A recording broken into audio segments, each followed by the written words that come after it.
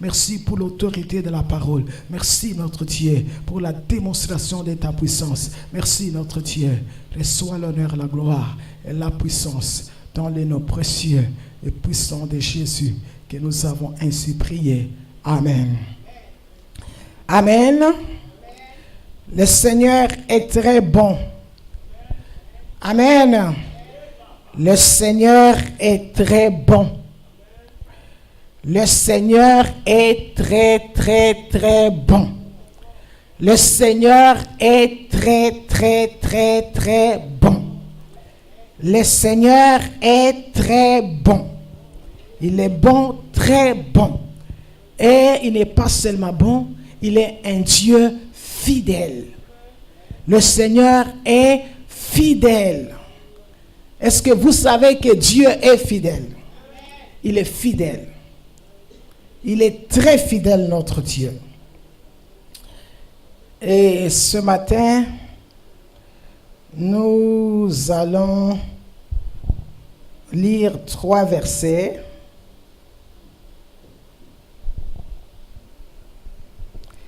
Nous allons lire notre premier verset dans Luc chapitre 7, les versets 11 à 15. Et nous allons lire aussi Évangile de Jean, chapitre 5, les versets 1 à 8. Et nous lirons Hébreux, chapitre 4, les versets 14 à 16. Et ce matin, nous avons intitulé le titre de notre message de ce matin, La compassion de Jésus-Christ. Amen. La compassion de Jésus-Christ. La compassion, c'est quoi? Il y a une définition que j'aime beaucoup, que mon professeur de relations d'aide nous avait donnée. On définit la compassion comme la capacité de ressentir ce que l'autre ressent. La compassion, c'est la capacité de ressentir ce que l'autre ressent et l'habileté de comprendre ce qu'il vit. La compassion est la capacité de ressentir ce que l'autre ressent et l'habileté de comprendre ce qu'il vit. Luc chapitre 7, les versets 11 à 15. Les jours suivants. Les textes commencent avec les jours suivants. Les jours suivants, après la guérison du serviteur de centenier, cet homme qui avait reçu l'éloge et la louange de la part de notre Seigneur Jésus-Christ d'avoir une grande foi. Parce qu'il croyait, comme il avait dit au Seigneur, il était indigne, parce qu'il était au nombre de non-juifs. Il dit au Seigneur, oh, c'est la raison pour laquelle je ne suis pas allé moi-même vers toi. J'ai envoyé mes serviteurs. Et je pense que ces serviteurs, probablement, qui étaient des Juifs. Parce qu'il fallait respecter la loi. Les Juifs considéraient tous les païens comme étant des impurs. Et ces jours-là, le centenier a cru. Il a dit au Seigneur, dis seulement une seule parole et mon serviteur sera guéri. Et Jésus a été étonné. de voir un non-juif avec une grande foi, une perception dans l'autorité du Seigneur, une perception très grande de la perception de l'autorité de Christ et de toute parole qui sortirait de sa bouche. Et la Bible dit, et le centenier, le Seigneur lui avait accordé selon sa foi. Beaucoup de gens peuvent dire ce matin, mais je vais voir Jésus qu'il me dise quelque chose. Mais le Seigneur a déjà parlé. Nous savons la parole de Dieu avec nous. Aussi nous croyons dans l'autorité de cette parole. C'est-à-dire tu crois dans l'autorité de la parole, dans ce que le Seigneur a dit. Il y a des choses qui vont commencer à prendre place.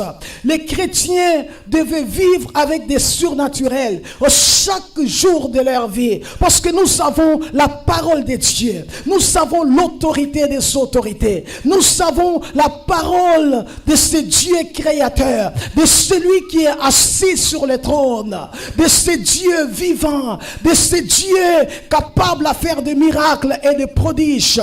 Aussi nous prenons la parole de Dieu.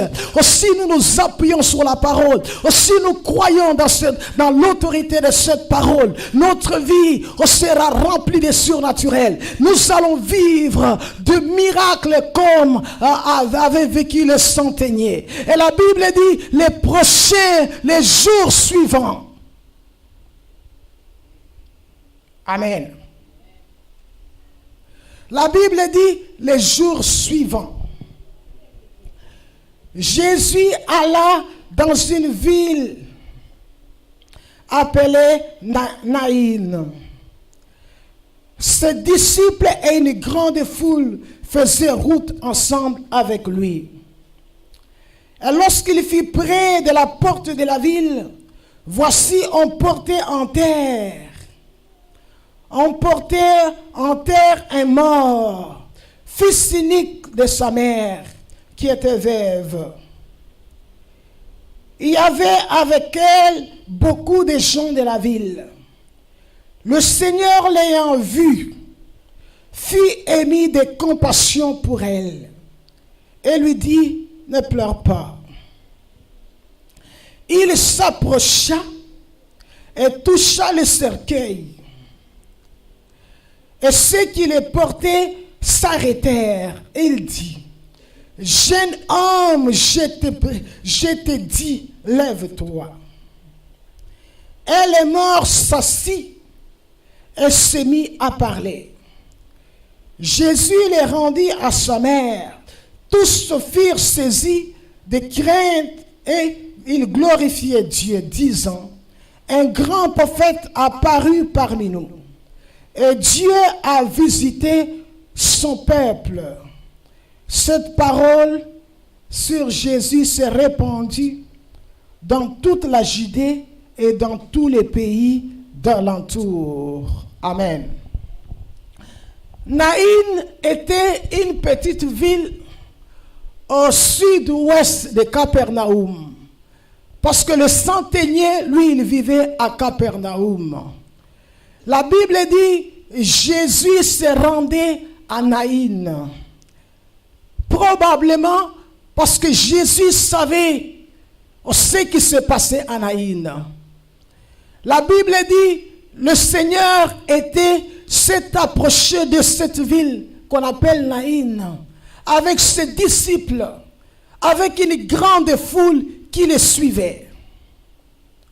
Amen. Parce que lui, il est omniscient. Il connaît toutes les choses. Il était fils de l'homme, il était fils de Dieu.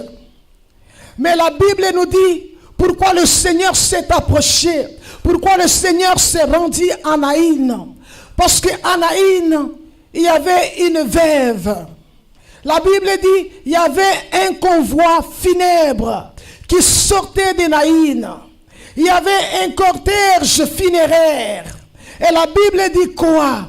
C'était une veuve qui pleurait.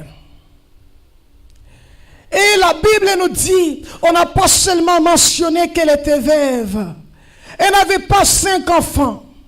Elle n'avait pas 10 enfants. Vous savez, dans les temps passés, les gens avaient beaucoup d'enfants. Mais la Bible dit, cette veuve n'en avait pas 2. Elle avait qu'un seul fils unique. Imaginez-vous les jours où elle a enterré son mari. Lorsqu'elle a enterré son mari, avec l'espoir, elle a regardé son fils et elle a dit, un jour, ce fils unique va relever le nom de mon mari. Parce que c'était lui l'héritier. Le fils unique allait relever le nom des défunts. Parce qu'en Israël, c'était très important. Lorsqu'un homme mourait, sans laisser un héritage, on devait prendre sa femme et donner à son frère pour que le frère soit capable de relever le nom des défunts, parce qu'on ne pouvait pas accepter que son nom soit oublié. Mais un jour, l'héritier, celui qui devait relever le nom. Vous savez, cette femme, oui, elle avait vécu un temps seule avant de se marier. Peut-être elle avait des frères, elle avait des sœurs. Mais pendant ce temps, elle était déjà sortie de la famille de son père. Comme la Bible dit, l'homme quittera son père et sa mère et s'attachera à sa femme. Et les deux deviendront une seule chair. Elle avait déjà formé une famille. Mais un jour, la Bible ne nous a pas raconté pourquoi. Son mari est mort. Et lorsque le mari est mort, et c'est comme je vous disais, il a trouvé la consolation dans son fils. Et je pense qu'il a dit aux gens, je suis consolé parce que j'ai un fils. Souvenez-vous d'Abimelech. Souvenez-vous de Naomi. La Bible dit Naomi et Abimelech, ils savaient commis l'erreur de laisser Bethléem de Juda, la ville de pain. Cette ville n'était pas seulement la ville de pain physique, parce que c'était ça le synonyme, c'était ça la signification de cette ville. Vous savez, il y a des endroits bénis, mais pendant ce temps, il manque de pain, mais c'est seulement question de temps. Il y a des gens pendant ce temps qui ont la faveur de Dieu. Dieu les avait destinés à être des grands hommes d'affaires. Mais pendant ce temps, la faveur de Dieu est sur eux. Mais leurs poches sont vides. Il y a des gens pendant ce temps, ce sont des prochains rois, mais qui sont encore des fugitifs. Mais si vous n'avez pas les yeux de Dieu, vous pouvez les regarder et les mépriser. Il y a des hommes pendant ce temps qui ont été appelés par Dieu. Et Dieu leur a destiné des ministères avec la gloire, avec la puissance de Dieu. Mais pendant ce temps, ils sont en train de se battre. Ils sont en train de se battre parce que c'est question de temps. C'est question de temps pour que la gloire de Dieu explose dans leur vie. Abimelech et Naomi, mais ça avait oublié que c'est question de temps, que Bethléem de Juda, c'était la maison de pain, non pas seulement la maison de pain, le pain que les hommes fabriquent, mais Bethléem de Juda devait recevoir le vrai pain, parce que Jésus a regardé un jour les disciples, il a regardé un jour les pharisiens, il leur a dit ceci: Moïse ne vous a pas donné le vrai pain, parce que tous ceux qui sont morts, tous ceux qui ont mangé le pain que Moïse a donné, ils sont morts. En parlant de la mort, il ne parlait pas seulement de la mort physique, il parlait aussi de la mort spirituelle. Ils sont morts dans le péché, dans la rébellion, ils sont morts désobéissants à Dieu. Il dit: mon Père vous a donné le vrai pain, et je suis le pain descendu du ciel. Parce qu'à Bethléem de Juda, il ne devait pas seulement y avoir le pain que les hommes fabriquent, mais le pain de Dieu. Un jour, le Fils de Dieu, celui qui a dit: je suis le vrai pain, il devait naître là-bas. Mais la Bible nous dit quoi? Abimelech n'a pas consulté Dieu. Mais bien aimé, c'est un péché. Ne pas consulter Dieu. Et je pense aussi à Abimelech avait eu le temps de consulter Dieu, de dire au Seigneur, pourrais-je me déplacer pour aller à Moab? Moab était une ville florissante, mais c'était une ville sur laquelle il y avait la colère de Dieu. À cause des péchés qui se commettaient à Moab. C'était des païens. C'était les descendants de Lot.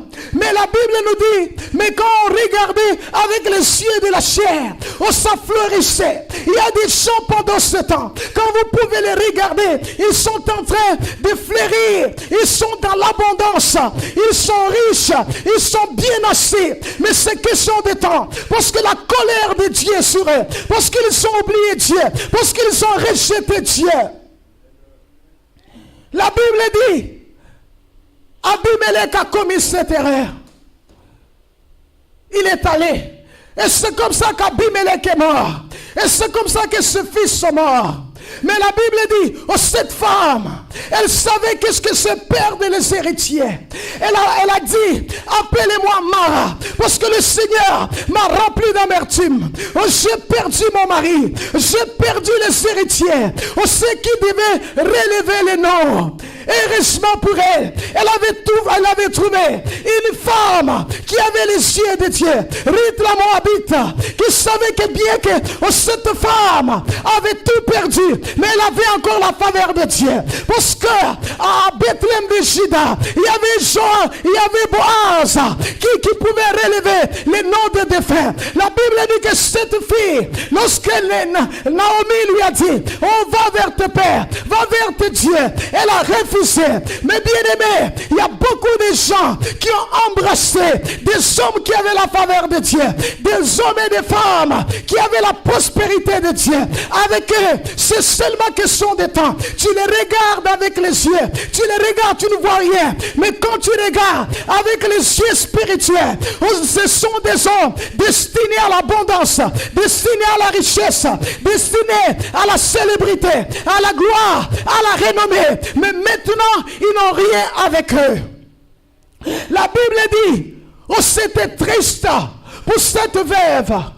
Et je pense, elle allait dire aussi, comme Naomi, appelez-moi Mara, parce que l'Éternel m'a rempli d'amertume.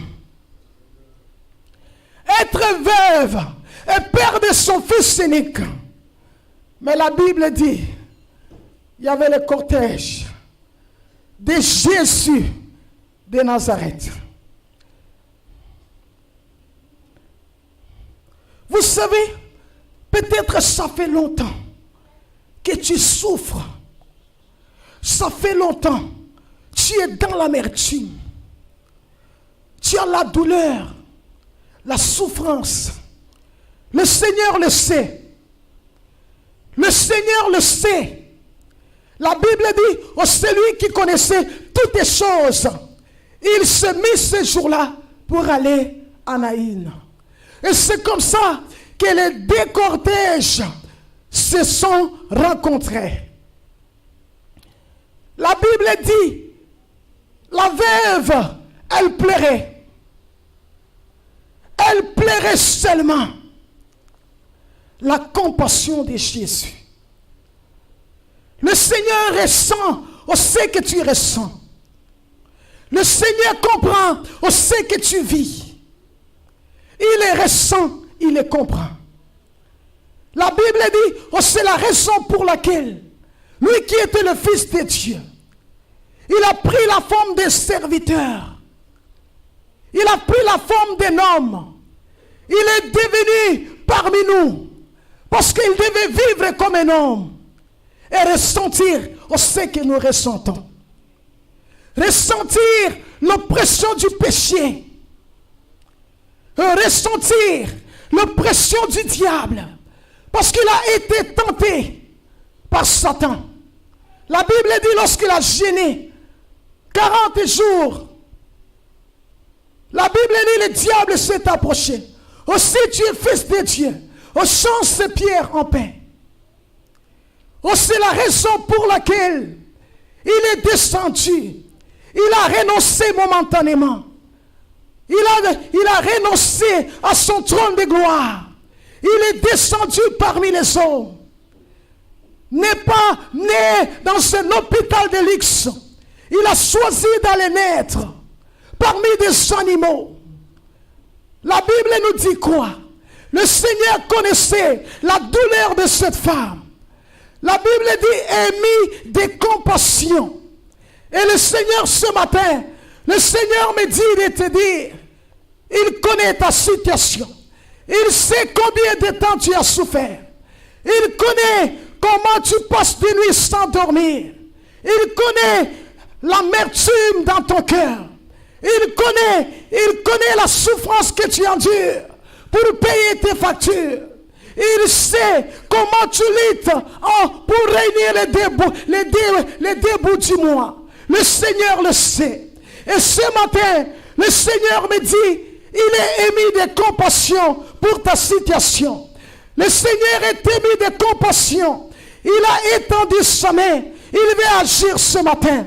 Le Seigneur veut que nous puissions savoir au centre du réveil la résurrection. Le Seigneur est émis de compassion. Il sait que nous avons enduré. Il connaît combien d'années qu'on a persévéré avec vous. Il sait combien d'années qu'on a enduré. Il sait les rejets que nous avons endurés. Il connaît le mépris que nous avons enduré. Et ce matin, le Seigneur veut te dire, au centre du réveil, oh Dieu n'est pas indifférent. Le Seigneur est émis de compassion. Le Seigneur est émis de compassion. Il ressent ce que tu ressens. Il comprend ce que tu as vécu. Et ce matin, le Seigneur, la compassion est en marche.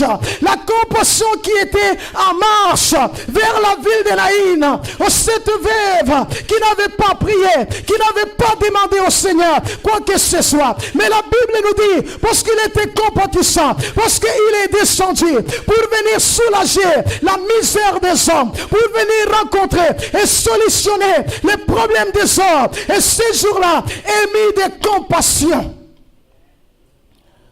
La Bible dit quoi? Le cortège s'est arrêté. Vous savez, il y a des choses que les hommes peuvent arrêter. Mais lorsqu'il s'agit des convois funèbres, personne n'a arrêté les convois funèbres. Parce que pour les médecins, c'est fini. Les convois funèbres doivent partir. Pour les banquiers, c'est fini. Pour les psychologues, c'est fini. Pour les psychiatres, c'est fini. Pour tous les spécialistes du monde, mais c'est fini. Mais il y avait un homme, au ce jour-là, lui il a arrêté les convois funèbres. Et le Seigneur te dit, aussi à la mort dans tes finances, aussi à la mort dans ton corps, aussi à la mort dans ta maison, aussi à la mort dans la vie de tes enfants, aussi n'est pas trop tard pour lui. Aussi la mort a été l'obstacle devant tous les hommes. Mais il y a un homme dont la mort n'était pas un obstacle pour lui. Imaginez-vous l'étonnement des hommes lorsqu'ils ont vu Jésus qui dit, arrêtez-moi ce convoi funèbre, arrêtez-moi. Non mais messieurs, nous allons aux funérailles. On ne sait pas ça faisait combien de jours que cet homme était dans le cercueil. Ça faisait combien de jours? On ne sait pas. La Bible ne nous a pas dit. Mais chez les Juifs, il prenait peut-être 3 jours, 4 jours, je ne sais pas. Mais la Bible nous dit, il a arrêté les convois funèbres. C'est pourquoi le Seigneur est en train d'arrêter les convois funèbres. Il est en train d'arrêter les cortèges dans lesquels tu as marché.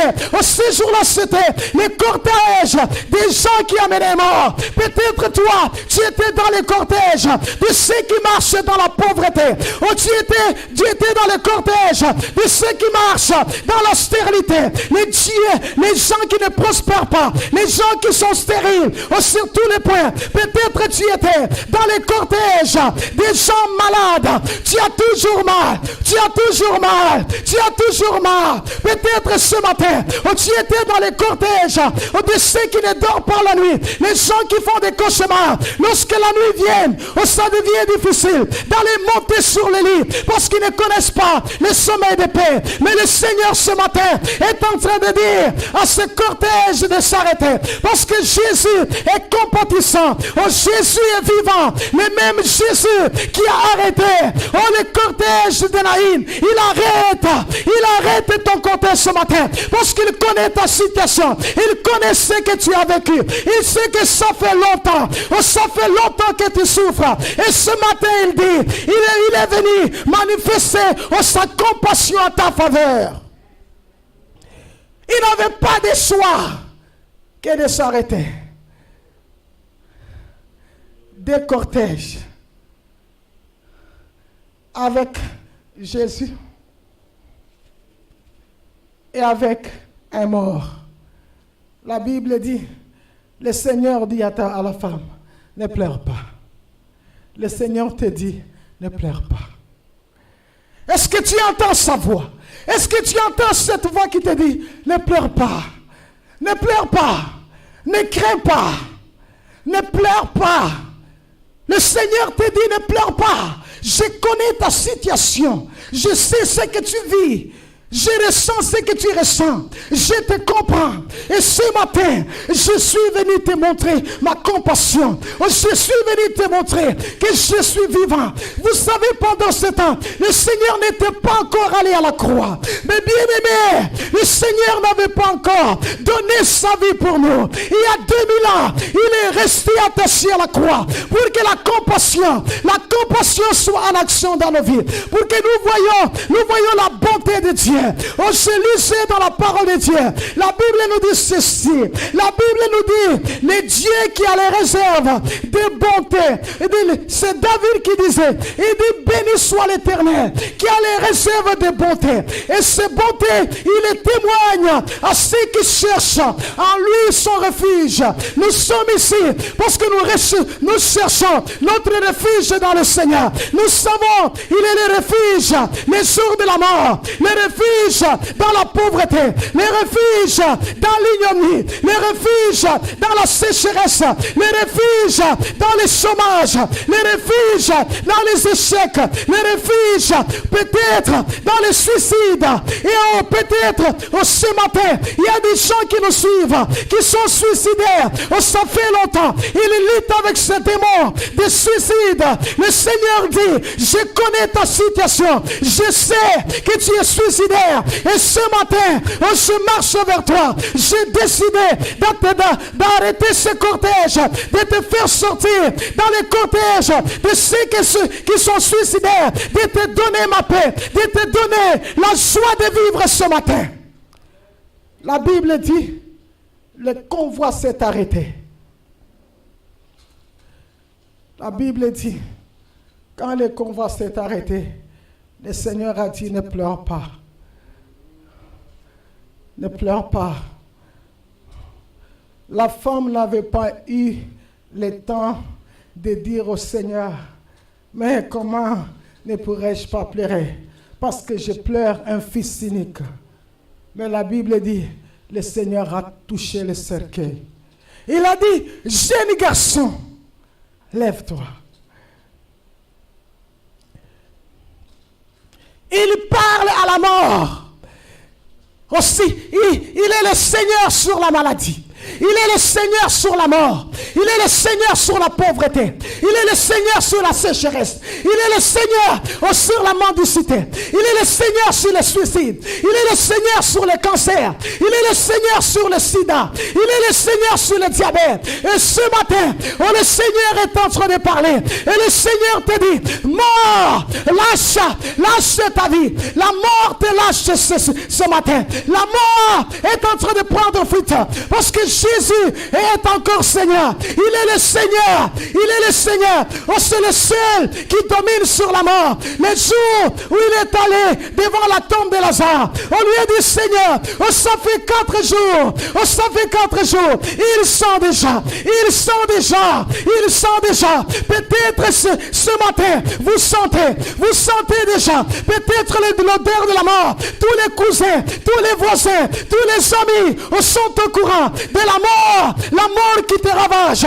Mais le Seigneur attend. Le Seigneur attend. Il attend que tous soient au courant pour que lorsqu'il va donner à Lazare l'ordre de sortir du tombeau, que les gens le voient. Parce que Jésus a besoin de renommée. Il a besoin d'être célébré. Il a besoin d'être adoré. Il a besoin d'être élevé. Son nom doit être admiré, doit être glorifié. Mais si les gens ne connaissent pas ta situation, et quand le Seigneur agira, peut-être il ne saura pas comment célébrer le Seigneur. Mais ce matin, on a dit au Seigneur, il sent déjà, tu es devenu trop tard. Oh, ce n'est pas trop tard pour le Seigneur des Seigneurs. Oh, ce n'est pas trop tard pour celui qui a le pouvoir. Il a le pouvoir sur les hommes. Il a le pouvoir sur les démons. Il a le pouvoir sur la mort. Il a le pouvoir sur la maladie. Il a le pouvoir sur la mendicité. Il a le pouvoir sur la pauvreté. Il a le pouvoir sur la stérilité. La Bible dit, immédiatement, la vie est revenue. Immédiatement. Je parle la vie. Je parle la vie. La vie dans ton corps. Dans le nom de Jésus de Nazareth. Je parle la vie ce matin. Je parle la vie. La vie dans tes finances. Dans le nom de Jésus de Nazareth. Oh, je parle la vie. Je parle la vie ce matin. Je parle la vie. La vie dans tes pieds. Que la vie revienne. Oh, je parle dans le nom de Jésus. Je parle la vie. Je parle la vie. La vie dans ton emploi. Que la vie revienne. Je parle la vie. Je parle la vie. Je parle la vie. Je parle la vie. Je parle la vie ce matin. Dans le nom de Jésus de Nazareth. La Bible dit, les témoins, ils ont été saisis de crainte parce qu'ils étaient témoins de ce miracle extraordinaire. La Bible dit, ils ont dit, Dieu a visité son peuple. Il a dit, ils ont qualifié Jésus de grand prophète. Mais ils ne savaient pas que Jésus n'était pas seulement un prophète, il était fils de Dieu, il était Dieu. Et nous ce matin, nous qui le savons, nous qui savons qu'il est le fils de Dieu, qu'il est le sauveur, la Bible dit, la parole a été répandue. On a commencé à chercher Jésus. On a commencé à le chercher. Pourquoi? Parce qu'un jour, le Seigneur a été émis de compassion. Le Seigneur est sur le point de changer l'histoire de ma vie, l'histoire de ta vie, l'histoire de la vie de tes enfants, de tes proches, des personnes que tu as présentées à Dieu. Il est sur le point de changer cette histoire. Et les gens vont les rechercher encore. Parce qu'en ce temps, le Seigneur a besoin d'être recherché. La Bible dit, à cause de ces miracles extraordinaires,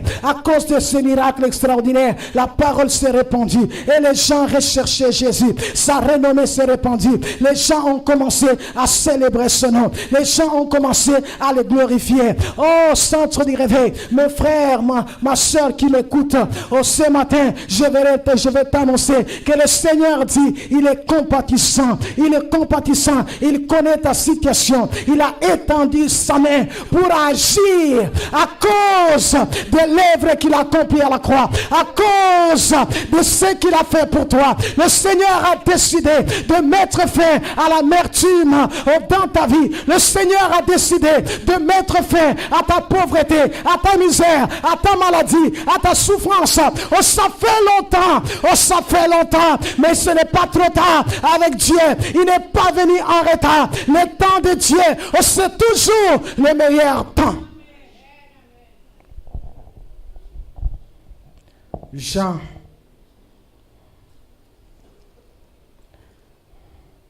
La Bible dit, il y avait la fête. Il y avait la fête de Pâques. Et Jésus, comme étant fils de l'homme, il respectait toutes les fêtes qu'il avait lui-même instituées en tant que Dieu et l'ange de l'Éternel. La Bible dit, en ce jour-là, il y avait une fête et Jésus est monté à la fête. Et la Bible dit, à Jérusalem, il y avait ce qu'on appelait la porte de brebis. Et devant cette porte de brebis, la Bible dit qu'à la porte des brebis, non pas seulement il y avait la porte des brebis, on dit la porte des brebis qu'on appelait en hébreu Bethesda. Et la Bible dit qu'autour de cette piscine, il y avait 5 portiques. La Bible dit que c'était de larges espaces sur lesquels se tenaient des boiteux, se tenaient des malades, se tenaient des sourds, se tenaient aussi des paralytiques. Et les 5 portiques, c'est le symbole de la loi de Moïse. La Bible dit la loi de Moïse et son incapacité de résoudre les problèmes profonds de l'homme. La Bible dit que c'est comme ça que sur ces portiques, il y avait des malades, il y avait des paralytiques, il y avait des boiteux, il y avait des aveugles, il y avait des gens qui souffraient des conséquences du péché. Parce que les jours où Adam a péché, la Bible dit le péché est entré dans le monde. Non pas seulement le péché est entré dans le monde, mais les conséquences du péché aussi. Les gens deviennent aveugles. Les gens naissent paralytiques, les gens deviennent boiteux, les gens naissent sourds. Il y en a qui l'étaient dès leur naissance, il y en a qui le sont devenus. Et la Bible nous dit quoi? Nous ne savons pas. Mais ces gens-là étaient là, nombreux. Ils attendaient quoi? Ils attendaient les mouvements d'eau. Mais bien aimés, ces gens-là qui attendaient les mouvements d'eau, la Bible ne nous dit pas que si c'était toute l'année que l'ange descendait pour secouer l'eau. On ne sait pas si c'était à des moments, à des époques, à des périodes spéciales, comme c'était la fête de Pâques. Mais tout ce dont nous savons qu'il y avait un mouvement d'eau. Et la Bible nous dit quoi? Imaginez-vous la scène, les paralytiques, les boiteux qui étaient là. On dit à la piscine de Bethesda. La piscine qui signifiait, la Bible dit Bethesda qui signifiait la maison de miséricorde. La maison où on soulage la misère. La maison où les boiteux sont soulagés. La maison où les aveugles sont soulagés. La maison où les pécheurs sont soulagés. Parce que le péché fait du mal à l'homme. Lorsque l'homme est incapable à contrôler sa nature pécheresse, les gens pêchent chaque jour parce qu'ils ont le problème avec la nature pécheresse qu'on avait reçue d'Adam. Allez voir même des chrétiens ce matin, des chrétiens qui n'ont jamais expérimenté la victoire sur le péché. Ils souffrent. La maison où les aveugles étaient soulagés, où les sourds étaient soulagés. Mais la Bible nous dit quoi? Il fallait attendre le mouvement d'eau. Regardez la scène d'un grand nombre de personnes à la quête d'aide qui sont en train de lutter pour descendre dans l'eau. Et la Bible ne nous dit pas que lorsqu'ils descendaient tous, ils s'étaient guéris. La Bible dit c'est seulement la première personne. La première personne. Mais la maison de miséricorde était là. Jésus de Nazareth.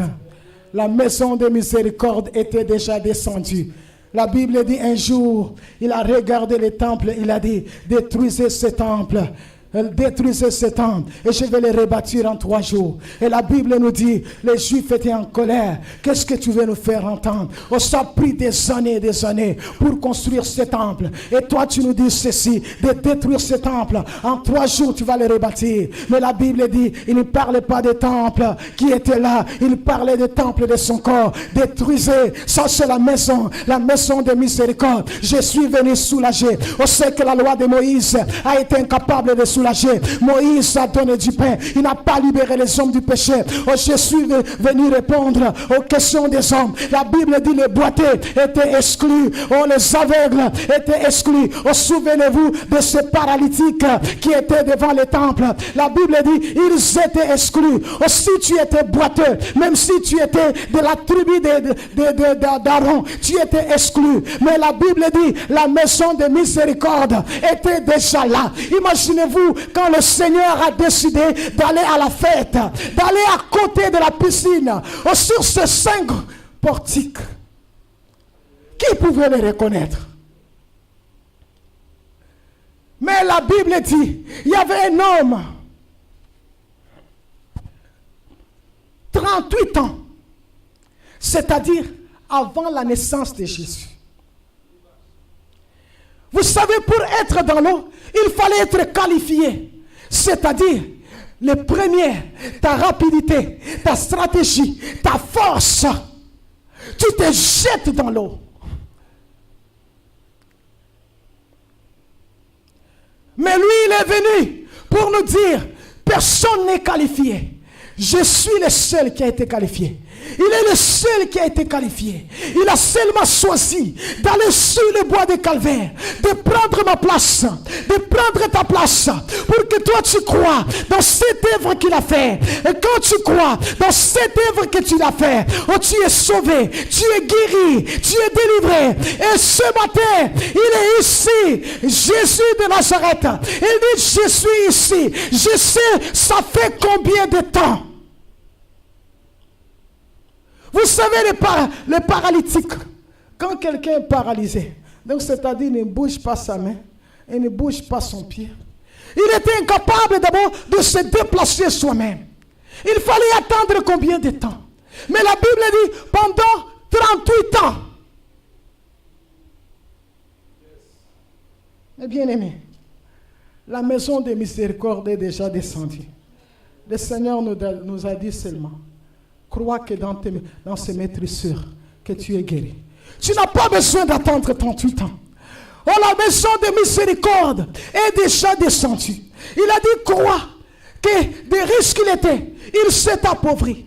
Et il croit seulement qu'il a dépossédé Satan. Il a écrasé. Tu n'as pas besoin de vivre sous l'oppression de Satan. Tu n'as pas besoin d'être suicidaire. Tu n'as pas besoin d'être condamné. La Bible dit, il n'y a aucune condamnation pour ceux qui sont en Jésus. La Bible dit, il s'est fait malédiction pour que ce matin, moi et toi, nous soyons bénédiction. La Bible dit, il était là pendant que les gens attendaient les mouvements d'eau. Nous savons la parole de Dieu pendant que les gens courent derrière les hommes. La Bible dit, maudit soit l'homme qui se confie à l'homme, et béni soit l'homme qui se confie à l'Éternel, dont l'Éternel est l'espérance. La Bible dit, tous ceux qui espèrent en lui ne seront jamais confondus. Ceux-là sont confondus qui sont infidèles et sans cause. Vaut mieux chercher un refuge en l'Éternel que se confier au grand. Vaut mieux chercher un refuge en l'Éternel que se confier à un homme. Nous savons encore la parole. Nous savons la parole de Dieu. La parole qui nous dit, on sait que Dieu, c'est que Jésus a fait. La parole qui nous dit, ne vous inquiétez de rien, mais dans toutes circonstances, faites connaître vos besoins à Dieu par des prières, des supplications. Il était là, la maison de miséricorde. Il pouvait soulager. Il n'avait pas besoin de guérir une seule personne. Il pouvait tous les soulager. Qui l'a reconnu?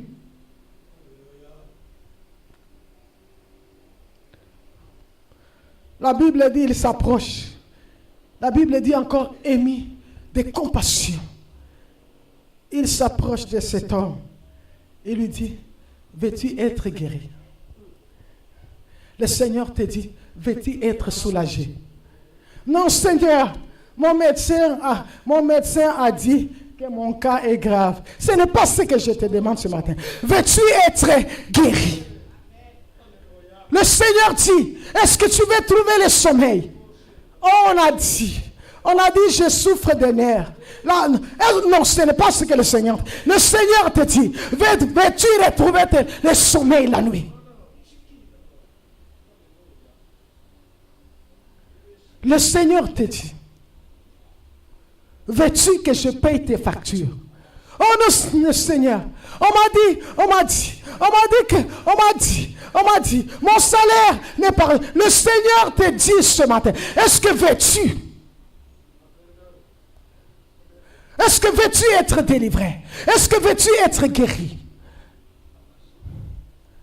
Le Seigneur te dit, est-ce que veux-tu un nouveau emploi? Oh non, tu sais, on a dit, moi je n'ai pas de secondaire, non 5. Ce n'est pas ce qu'il a dit. Et ce n'est pas ce qu'il a dit. Il sait que tu n'as pas le secondaire 5. Il dit, est-ce que veux-tu un nouveau emploi? Le Seigneur te dit, est-ce que veux-tu la promotion? Est-ce que veux-tu l'augmentation d'un salaire? Non Seigneur, tu sais mon boss lui. Non, ce n'est pas ce que j'ai dit. Le Seigneur te dit. Nous sommes comme ça. Comme cet homme. Il dit, est-ce que veux-tu être guéri? Non, je n'ai personne pour me gérer. Non, ce n'est pas là. Ta guérison n'est pas là. Regarde-moi. Ta promotion n'est pas dans ton boss. Regarde-moi. L'augmentation de ton salaire n'est pas dans ton boss. Ton nouveau emploi, ta promotion, ta guérison, oh, le paiement de tes factures, oh, ce n'est pas dans ton salaire. Regarde-moi. Est-ce que veux-tu être soulagé?